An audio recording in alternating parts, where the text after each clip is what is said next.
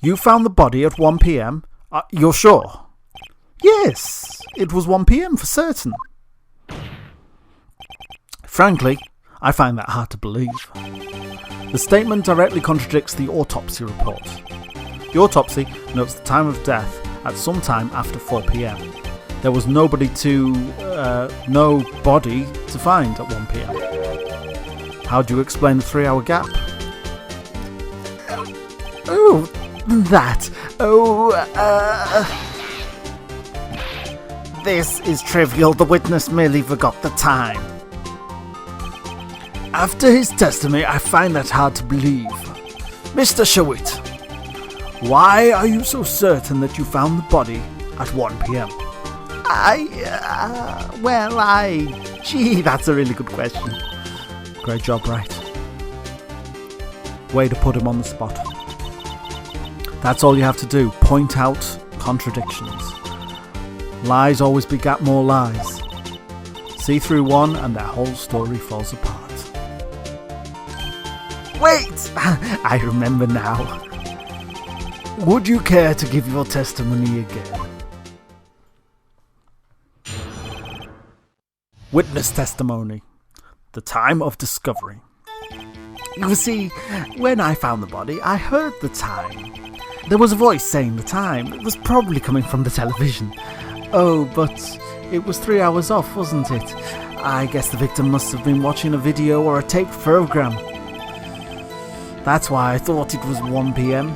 Terribly sorry about the misunderstanding. During a blackout, watching television, that's quite a feat, really. I see. You heard a voice saying the time on a taped program. Mr. Wright, you may cross-examine the witness. Right. You know what to do. I've got this one. Cross-examination, the time of discovery. Yes. There's voice sound probably coming from the television. What, in a blackout? I find that difficult to believe. Objection! Hold it right there. The prosecution has said there was a blackout at the time of the discovery, and this record proves it. You couldn't have heard television or a video.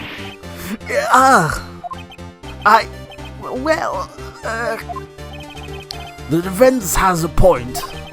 Do you have any explanation for this, Mr. Sherwitt? No, I find it quite puzzling myself. Quite. Ellipses. Wait, I remember now. Mr. Sherwitt, the court would prefer to hear an accurate testimony from the very beginning. These constant contradictions are harming your credibility. That, and you seem rather distraught. My apologies, Your Honour. It must have been the shock of finding the body. Very well, Mr. Sherwitt. Let's hear your testimony once more, please. Witness testimony, hearing the time. Actually, I didn't hear the time, I saw it. There was a table clock in the apartment, wasn't there? Yes, the murder weapon. The killer used it to hit the victim. That must have been what I saw. You saw a clock? I guess that would explain it. The defence may cross-examine the witness. Gladly.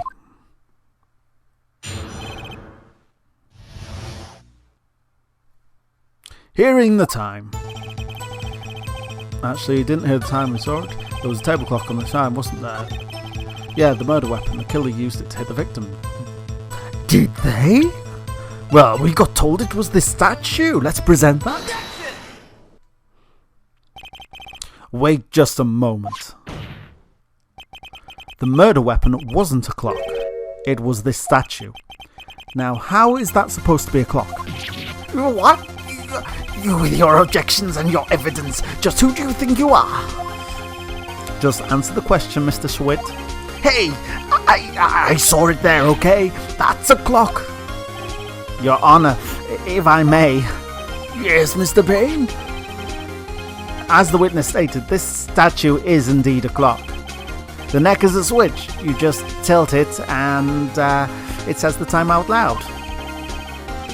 As it doesn't look like a clock, I submitted it as a statue. My apologies. I see. So the murder weapon was a table clock after all.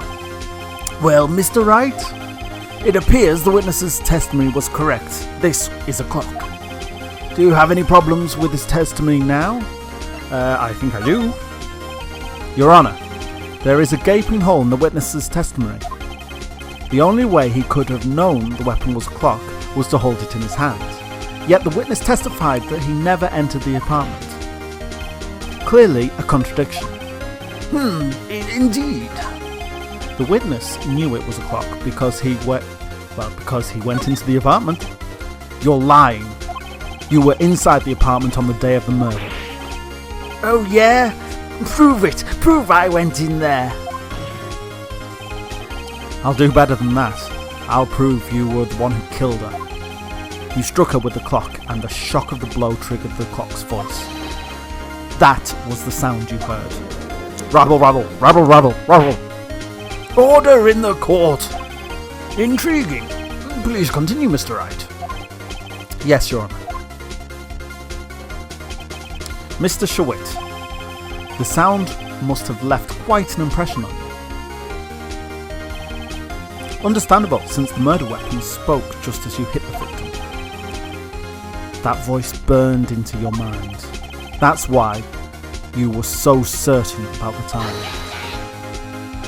What is the meaning of this? This is all baseless conjecture. Baseless? Just look at the witness's face. Would the witness care to elaborate? Did you strike the victim with the clock? That day, I never. Look, the clock, I heard, no, I mean, I saw. Shut up, I hate you. It was him, I tell you, I saw him. He killed her, and he should burn, but give him death. Order in the court, I say. Your Honour, a moment, please. There isn't a shred of evidence supporting the defence's claim. Mr. Wright. Your Honour? You claim the sound of the witness heard came from the clock. Do you have any evidence?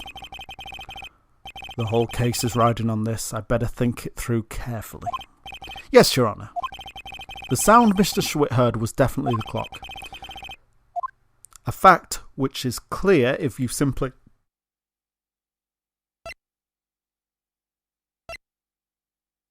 try sounding the clock. Let's sound the clock now, here, in court. Your Honour, may I have the clock? I asked the clock to listen very carefully. Beep. I think it's 8:25. That certainly is a strange way to announce the time. Well, he is the thinker after all. So, we've heard the clock. What are your conclusions, Mr. Wright? Mr. Payne, can you tell me what time it is now? It's 11:25. As you can see, the clock is exactly 3 hours slow. Precisely the discrepancy between what Mr. Sherwitt heard and the actual time of death. So, Mr. Sherwitt, try and talk your way out of this one. Ellipses! Ha! Ha ha! You forgot one thing. Uh-oh, what's he talking about? While it may seem like the clock is running 3 hours slow, it proves nothing. How do you know it was running 3 hours slow on the day of the murder? If you can't prove that, you don't have a case. Ellipses! He's right. How am I going to prove that? Damn it. I was so close. Mr. Wright, it seems you lack the critical evidence to support your claim. Ellipses? Yes, Your Honour. This means I cannot let you indict the witness. Unfortunately, This ends the cross-examination of Mr. Frank Sherwitt. I come all the way down here to testify, and look what happens. They treat me like a criminal. A criminal! You lawyers are all slime. I almost had him. Sorry, Larry. I failed you. There's nothing I can do about it now. Not so fast, Mr. Sherwitt. Mia! I mean, Chief! Listen up, Wright. Don't throw this one away. Not like this. Think. But, Chief, it's over. I can't prove the clock was slow on the day of the murder. Nobody can prove that. Well, yes. But that doesn't mean you can't still win. Try thinking out of the box. Don't waste time doubting the facts. Assume the clock was 3 hours slow and think it through. Ask yourself, why was the clock 3 hours slow? Figure out the reason and you'll have your proof. Right? Can you think of a reason as to why the clock should be 3 hours slow? Yes I can. Ellipses? Wait! Maybe I can prove it. You must have evidence somewhere that can prove it, right? Find it and let them have it. Well, Mr. Wright, you state the clock was already running slow on the day of the murder. Have you found the evidence to support this claim? Of course. There is a piece of evidence in the court record that can prove my claim beyond a doubt. Ha! Tough words. Let's see if you can pull this one off. Let's see the evidence that proves the clock was running slow. Passport? Coming out home? She would have set the clock? I think so. The victim had just returned home from abroad the day before the murder. As we all know, the time difference between here and Paris is 9 hours. When it's 4 PM here, it's 1 AM the next day there. The clock wasn't 3 hours slow, it was 9 hours fast. The victim hadn't reset her clock since returning home. That's why the time you heard when you struck her dead in her apartment was wrong. Proof enough for you, Mr. Sherwitt, or should I say, Mr. Did It? Yeah. Rabies. Order, I say. Well, this case certainly turned out differently than we all expected. Mr. Payne, your client? He was arrested and taken away, Your Honour. Very well. Mr. Wright? Yes, Your Honour? I have to say I'm impressed. I don't think I've ever seen someone complete a defence so quickly. And find the true culprit at the same time. Thank you, Your Honour. At this point, this is only a formality, but the court finds the defendant, Mr. Larry Butts, not guilty.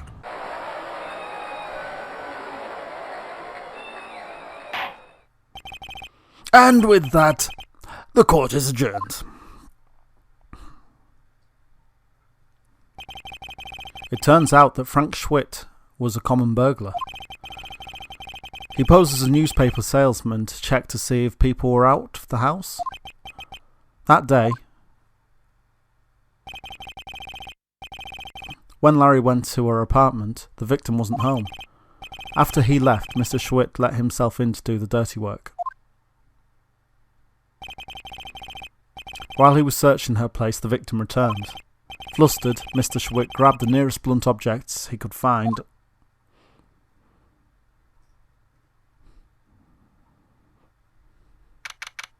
August 3rd, 2:32 PM. District Court, Defendant Lobby, number 2. Phew, I still can't believe we won. Right, good job in there. Congratulations. Thanks, Chief. I owe it all to you. Not at all, not at all. You fought your own battles in there. It's been a while since I've seen the trial end on such a satisfying note. I've never seen the chief looking this happy. If she's this glad, imagine how Larry must feel. My life is over! Larry? You're supposed to be happy. What's wrong now? Oh, Nick. Don't worry about me. I'll be dead and gone soon. Good. Wait, no, what? I mean, bad. Bad. Larry, you're innocent. The case is closed. Ellipses. But my Cindy Windy's gone, man. Gone forever. Larry, she was a... never mind. Congratulations, Harry. Harry? Yes, you. I can practically see the headlines now. Harry but's innocent. Thanks. I really owe you one.